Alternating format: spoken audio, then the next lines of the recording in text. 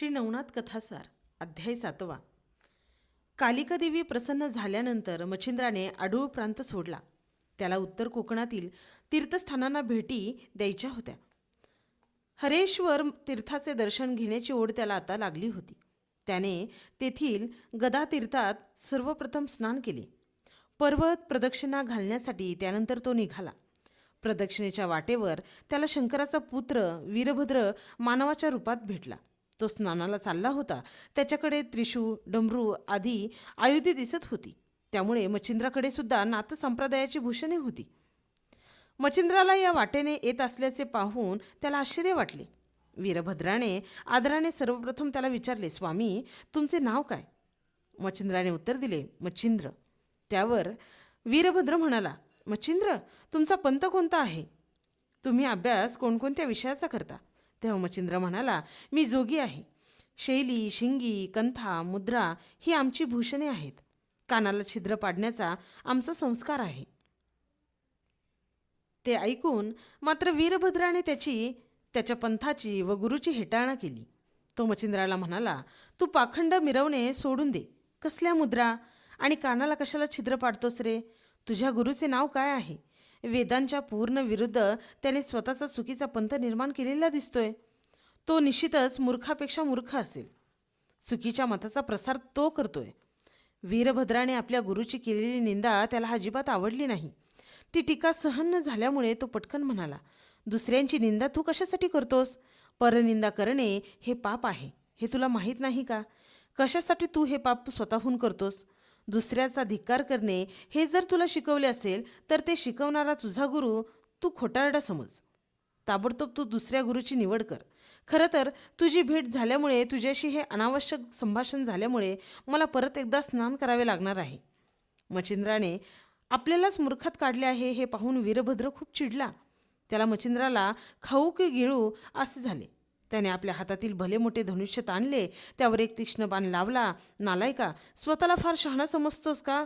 तुझा प्राणच घेतो आता, म्हणजे तुझी बडबड थांबेल असे म्हणून तो बाण सोडणार इतक्यात मच्छिंद्र हसला.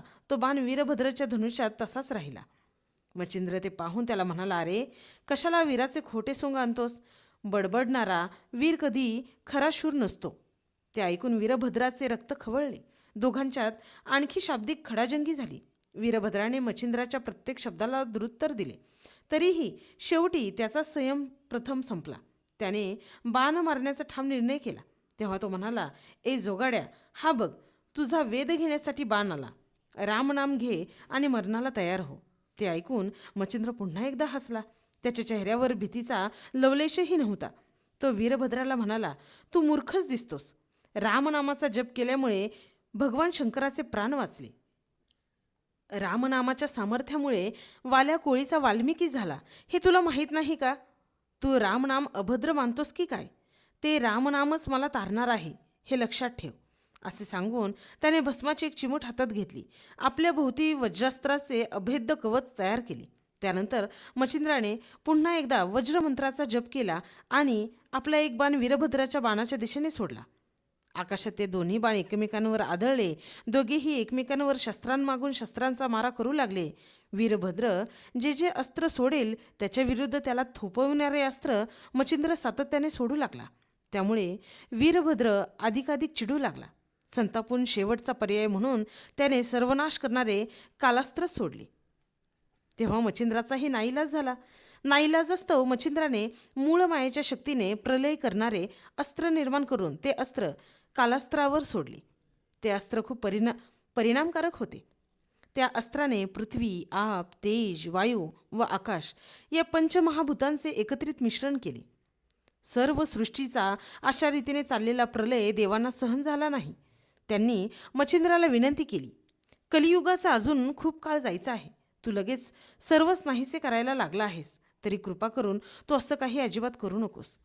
देवांची ही विनंती मच्छिंद्राने मान्य केली. त्याने वासनिकास्त्र सोडले.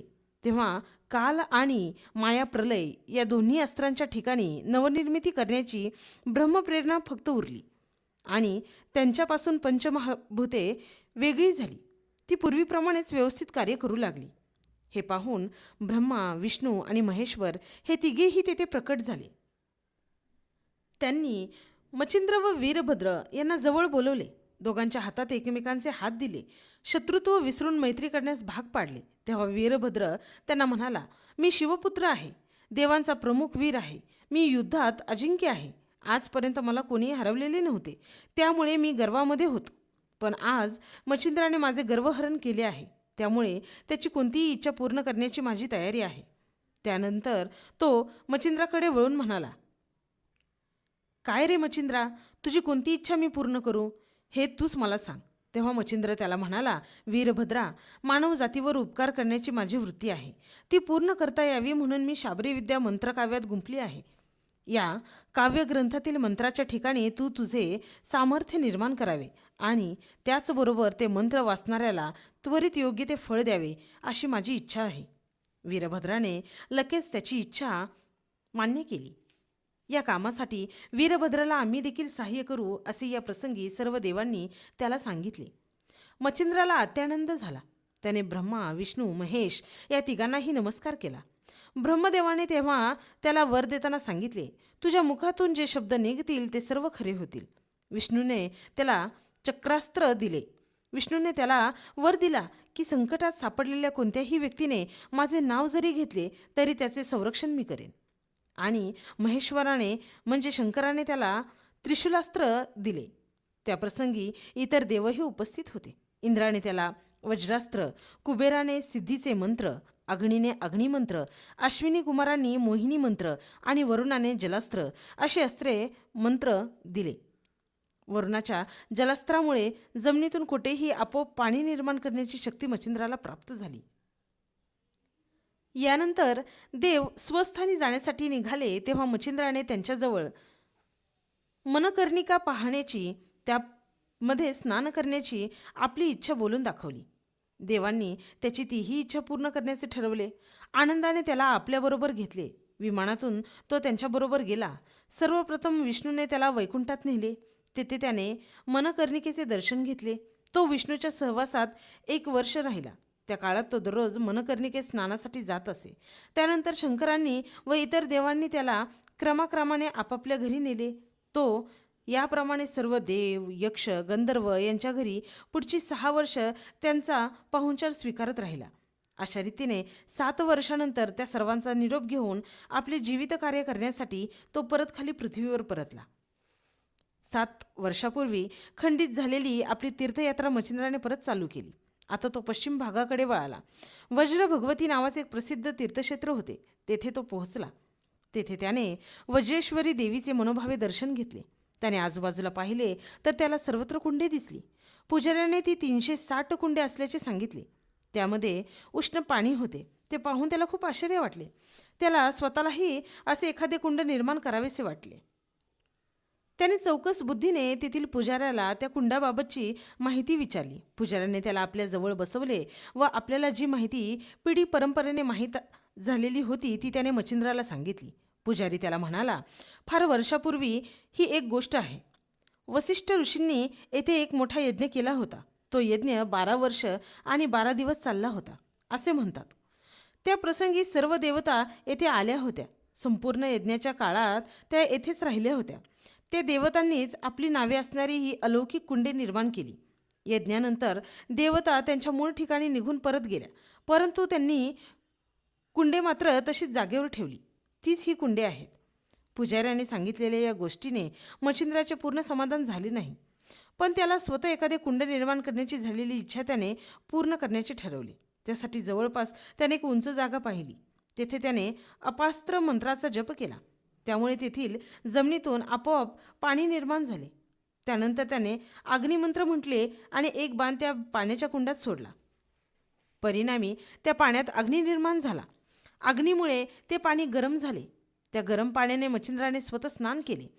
स्वतः निर्माण केलेल्या गरम पाण्याच्या कुंडात स्नान केल्यानंतर त्या पाण्याने वज्रेश्वरी देवीलाही त्याने स्नान घातले व देवीची यथासांग पूजा केली. तेव्हा देवी स्वतः त्या मूर्तीतून प्रकट झाली. देवीला त्याने नमस्कार करताच देवी त्याला म्हणाली, मच्छिंद्रा, तू स्वतः गरम पाण्याचे कुंड निर्माण करून त्यातील पाण्याने मला स्नान घातले, त्यामुळे मी तुझ्यावर प्रसन्न झाले आहे. तू किमान 1 महिनाभर तरी येथे राहा, म्हणजे आपल्याला वेगवेगळ्या विषयांवर चर्चा करता येईल. देवीने सांगितल्यामुळे मच्छिंद्र 1 महिना त्या तीर्थक्षेत्री राहिला. त्या महिन्यात त्याने देवीला अनेक प्रश्न विचारले. देवीनेही त्याच्या सर्व शंकांचे निरसन केले. अशाच एका प्रसंगी त्याने देवीला विचारले, माते, तुला वज्र भगवती, वज्राबाई, वज्रेश्वरी अशी वेगवेगळी नावे का पडली? त्या प्रश्नाचे उत्तर देताना देवी म्हणाली, येथे पूर्वी वसिष्ठांचा मोठा यज्ञ झाला होता. त्या यज्ञासाठी इंद्र आपल्या देवसेनासह आला. त्या प्रसंगी तेथे बसलेले ऋषी इंद्राला आदर देण्यासाठी उठून उभे राहिले नाहीत. त्यामुळे इंद्राला तो आपला अपमान वाटला, म्हणून त्याने त्यांच्यावर वज्र फेकले. परंतु दशरथ पुत्र रामही तेथे होता. लगेच त्याने शक्तिमंत्राचा जप करून दर्भरूपी बाण त्या वस्त्रावर मारला. त्यावेळी त्या दर्भातून मी प्रकट झाले व ते वज्र मी गिळून टाकले. त्यामुळे इंद्र रामाला शरण गेला व त्याने आपले वज्र त्याला परत मागितले. म्हणून रामाने त्याचे वज्र त्याला परत दिले. यज्ञ संपल्यानंतर देव, ऋषी, वसिष्ठ आदी सर्वजण आपापल्या निवासस्थानी परत गेले. पण मी मात्र प्रकट झाल्यानंतर गुप्त झालेच नाही.